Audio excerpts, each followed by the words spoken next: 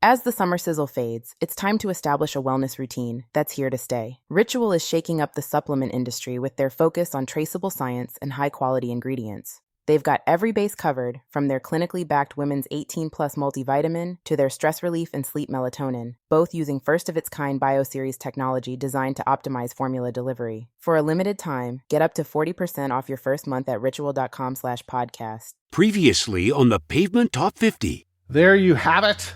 Song number 17 is Zurich is Stained from the debut long play Slanted and Enchanted. Mike, is this song in fact slanted and or enchanted? Discuss. Yes, indeed. I love this song. This song, it really is. And it's sort of an oasis. I love where it appears on the record. It's coming straight out of the chaos of Conduit for Sale and right before the chaos of Chelsea's Little Wrists. And you get this like really light, breezy, but fast song. Yeah. I mean, it's not a ballad. It's not like Here. It is this breezy, light, almost feels like it would be at home on the Velvet Underground's third record. Hey, this is Westy from the rock and roll band Pavement, and you're listening to The Countdown. Hey, it's JD here, back for another episode of our Top 50 Countdown for Seminole indie rock band Pavement. Week over week, we're going to count down the 50 essential Pavement tracks that you selected with your very own top 20 ballads. I then tabulated the results using an abacus and a motorcycle and sidecar driven by an orangutan. How will your favorite song fare in the rankings? You'll need to tune in to find out. So there's that. This week, we're joined by Pavement superfan. No, wait a minute. Pavement superstar, Steve fucking West. Westy, how the fuck are you? I'm doing pretty good today. Yeah. Yes. It's a good day, right? Here. Yeah, it's a good day. Yep.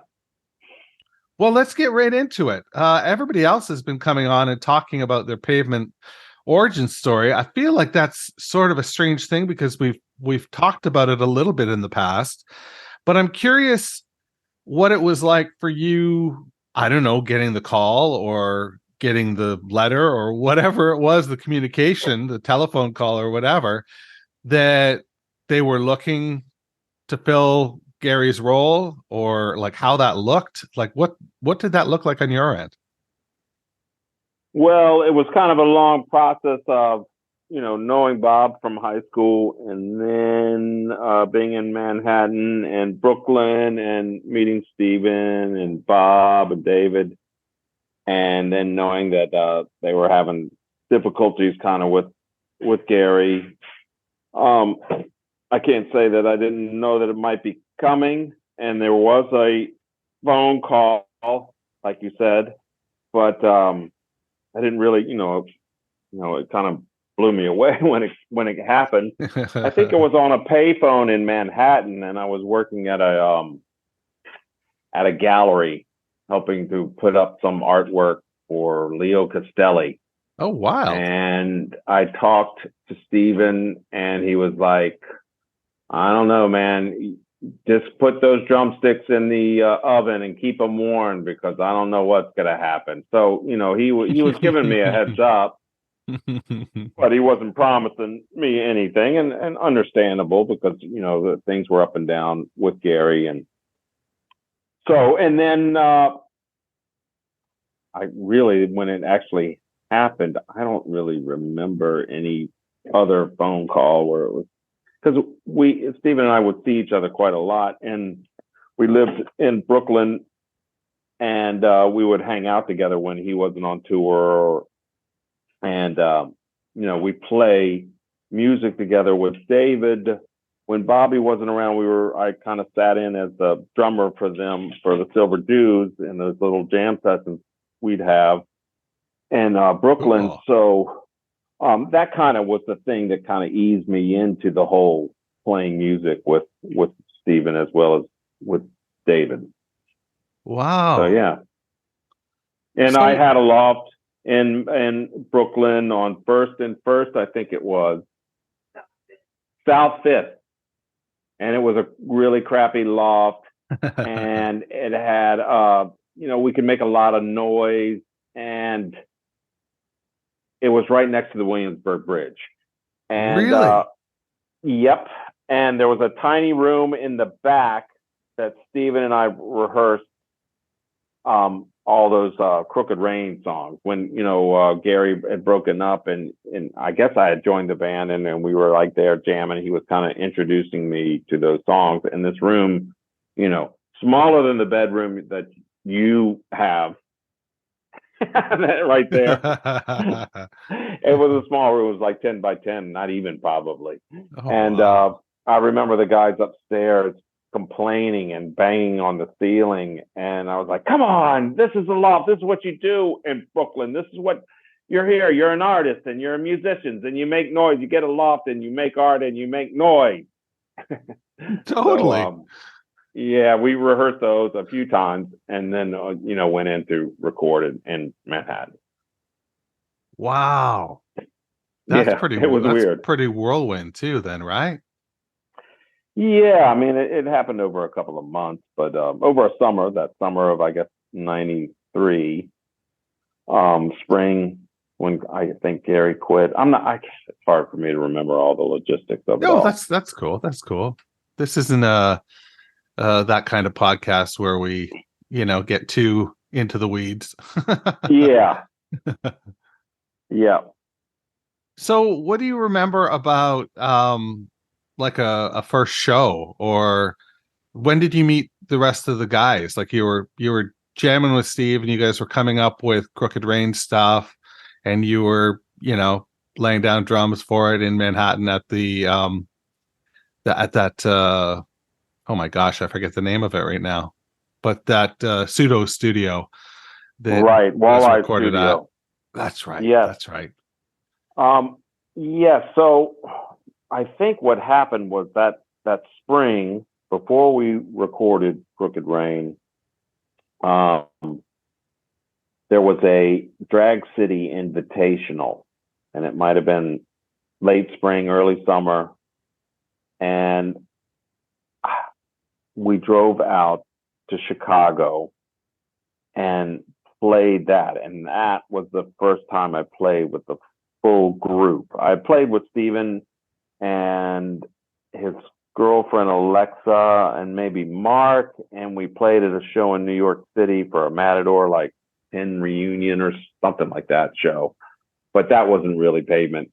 And we just played new songs or whatever. I don't know what it was. But the first Pavement show was at the Drag City Invitational. It was at a club that was across the street from where Dillinger was shot and captured in Chicago. And, a lot of great bands on Drag City were there, and Silver Juice played, and I guess Royal Trucks played as well, and they recorded a good bit of it in the basement. And I remember playing that show, and we had never practiced, so it was just kind of like guessing really about everything. Yeah, I don't think we practiced at all. No, we just went out there and played it. And I had played, some of the songs with Steven, but the Crooked Rain songs, but the old songs we had never played all together. So I just had to they knew them, and I had to, make sure I kind of knew them, and we got through it. It was a short set, but it was good. Yeah. That's pretty cool. That's pretty cool. It would be a cool ticket stub to own for the, the first complete Pavement band show, Yeah. So you getting your hands dirty with Crooked Rain, does that tend to be the record that you would go back to if you were the type of person to listen to your own content? I don't know if you do. Like, I don't know if you listen to records that you've been on, or whether you sort of avoid it. Like, I don't listen to very many of these podcasts, for example, just because. Yeah. Once they're done, they're done. They're done. Yeah. They're done. Exactly. Like, I got their to live history. it. Yeah, but what is that like with you with records? Is there one that you go back to that you're really proud of, or anything like that? No, I mean technically, I just go back to listen to practice to them, so I'm prepared Gotcha. for whatever's coming ahead. Right. But each one has different memories for me, and of course, Crooked Rain was this fresh guy trying to figure out how to play with Steven as well as with the whole band live as well as the recording. And Wowie Zowie would probably be more of a band thing where I would be like, that was nostalgic, was a really fun recording session in Memphis and everything. So, but they're all different and they all have good and bad memories. So I don't go back to them to listen that way. I'm not that old yet. But when I practice to them, I try to practice to like our live stuff that we did this past year, Right. as well as the rehearsals that we did in Portland. And I have all like the hard drives of the breakdown of the songs and the tracks and everything. So I'm probably more prepared for what could be thrown at me as how we play the songs live as a 6-piece and how we record them over the years in different setups. So Right. it's two different ways of being prepared for all the things to be thrown at you. Yeah, I suppose so.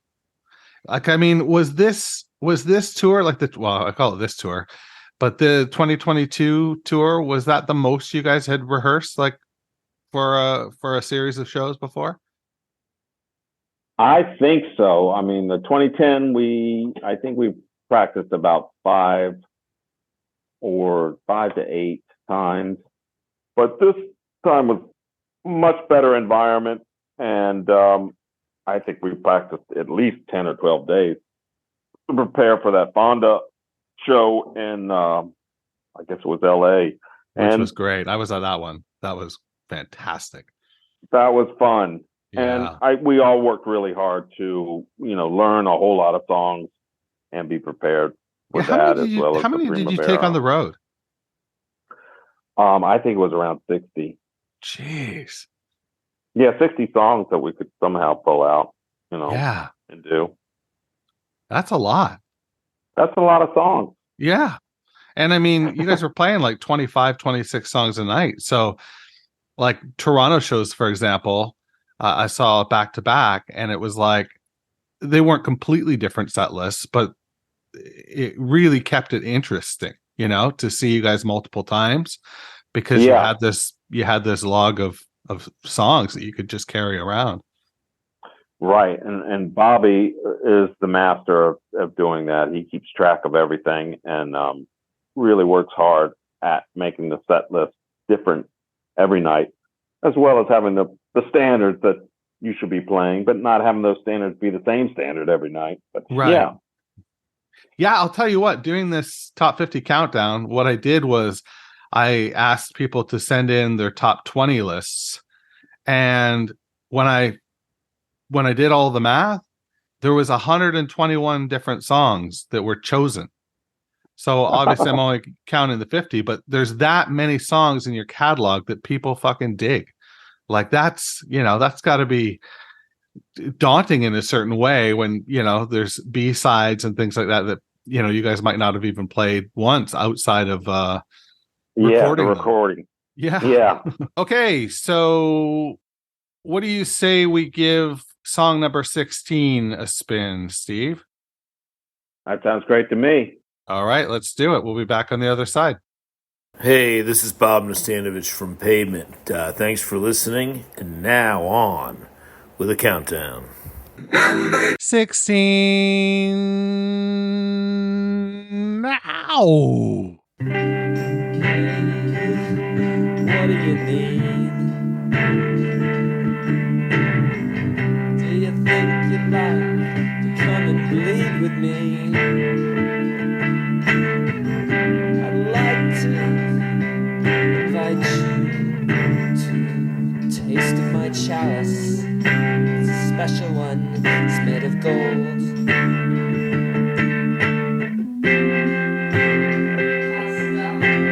Passed out on your couch,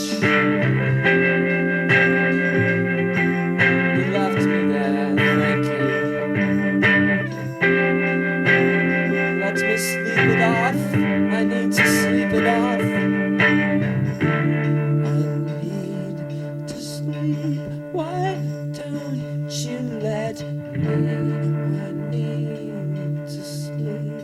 Why don't you?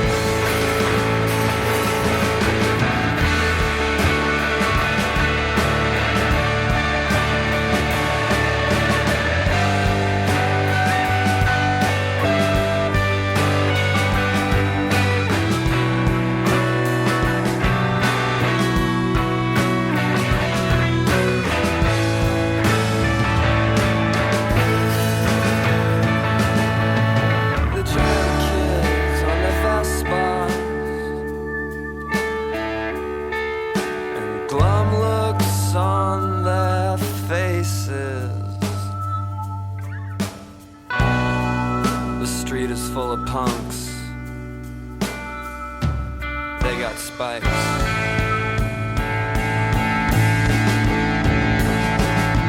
See those rockers with their long curly locks. Good night to the rock and roll era, 'cause they don't need you anymore.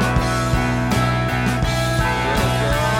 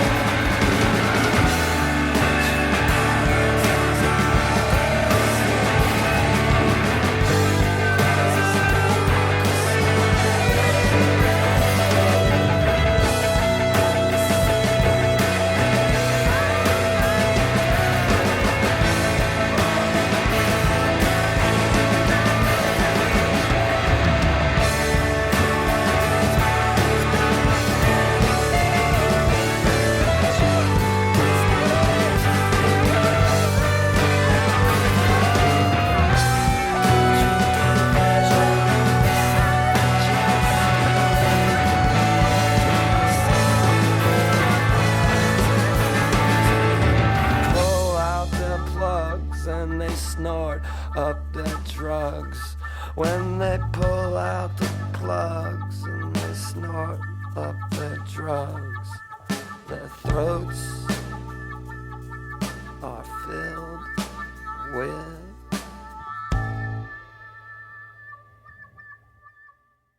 Fillmore Jive, number 16 on the countdown. It's the third song from Crooked Rain, behind Stop Breathing at 28 and Cut Your Hair at 21. So this song actually beats Cut Your Hair, which is, I don't know, is that surprising? Is that surprising to you? No, I'd rather pick Fillmore Jive over Cut Your Hair, but I mean, Cut Your Hair is the pop song, so Yeah, so that's why I was surprised that it wouldn't be in the top 5 or something. I was, just looking at the Spotify plays, Cut Your Hair is like way up there, and Fillmore Jive is not, right? Right. So is it? Do you consider it like a deep cut? Like when you guys went to it on the most recent tour, was it a deeper cut in the bag of songs that you brought? Yeah, I say a deeper cut because I don't think we did it in 2010. Okay. And we hadn't done it for years in the 90s. Like, I think we did it in 94, and maybe they did it with Gary too before me. So I would say it's a deep cut live, but in terms of, records, for people to really enjoy, it's a pretty great number. Yeah. Pretty historic number, and it really puts a nice end to that album. Yeah, I think so. Yeah. It leaves you wanting more for sure. Yes. Like in a good way, not like, yeah. Okay. I was like, oh, is that insulting? What do you say we get back to Fillmore Jive? Sorry, I'm all over the place.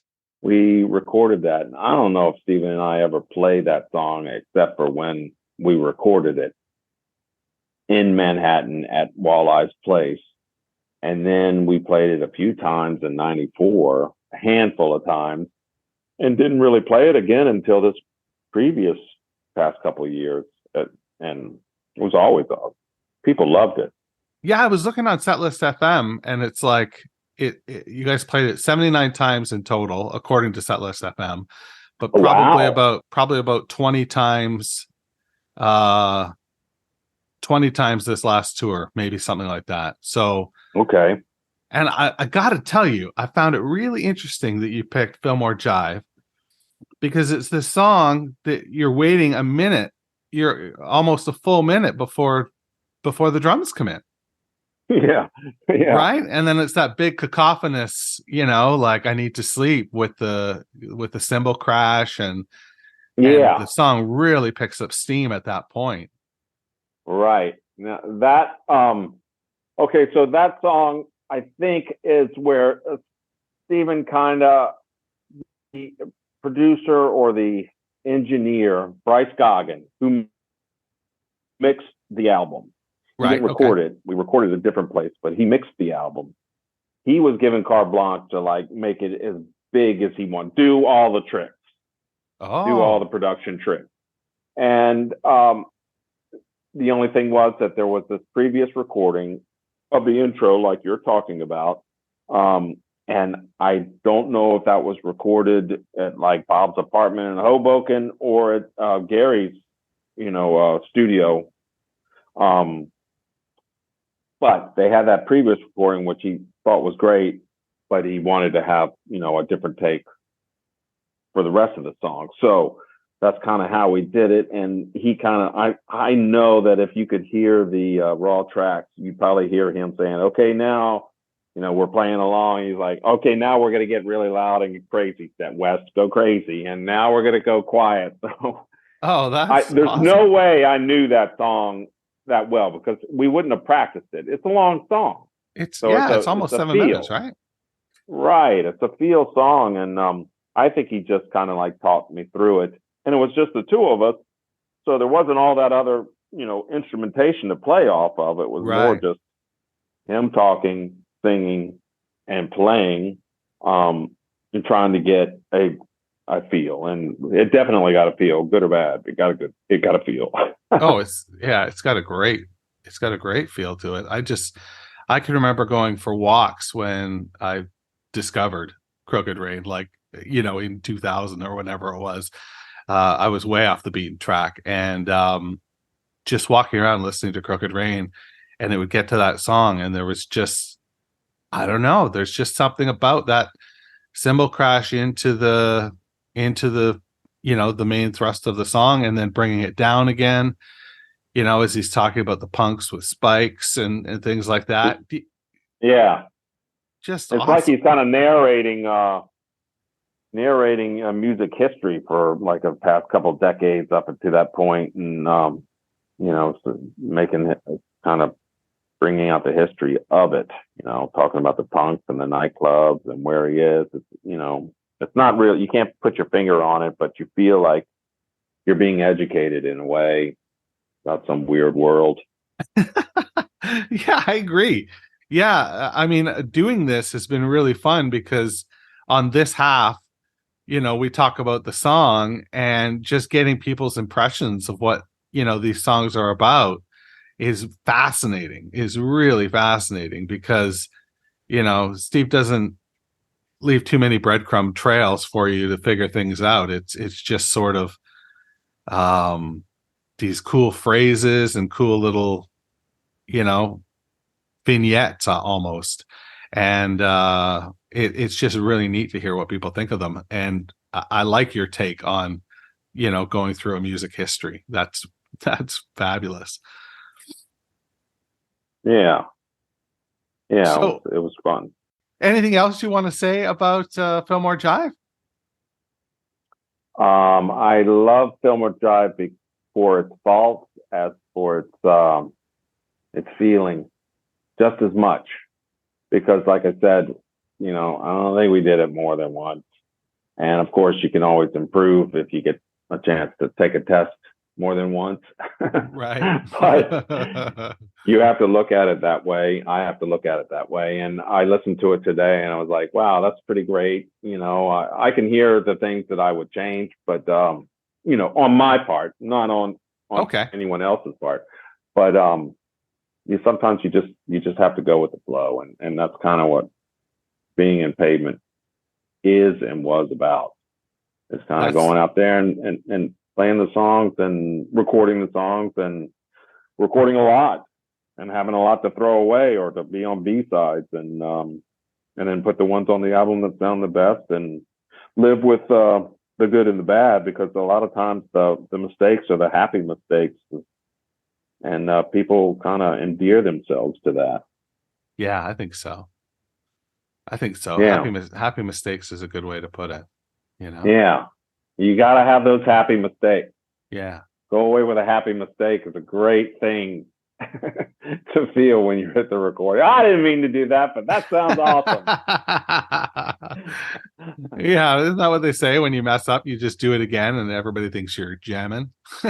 Yeah, but the next time it doesn't have the same feel. And when you think about the different albums, there's like the last album, there was a lot of time put into making that album as really crisp and time oriented, in time, cleaned up a lot of the Pavement sound.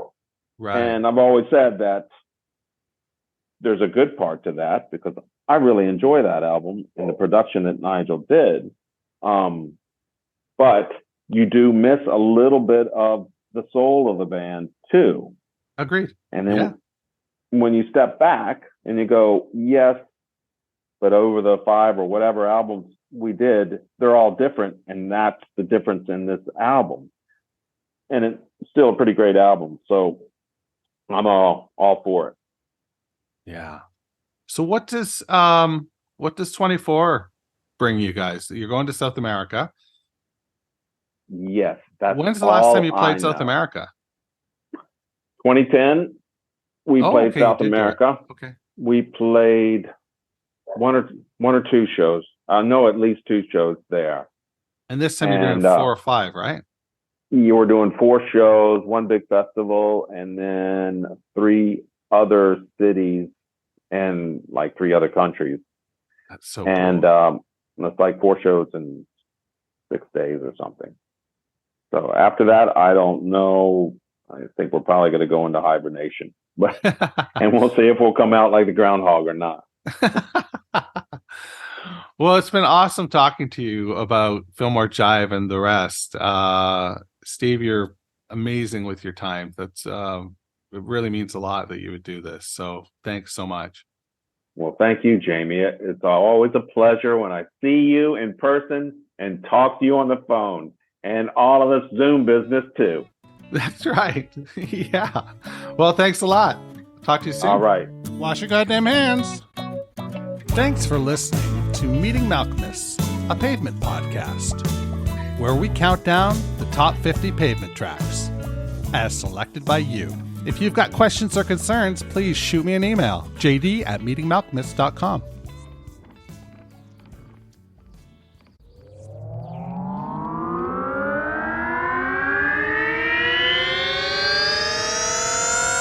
Duvra podcasts and such.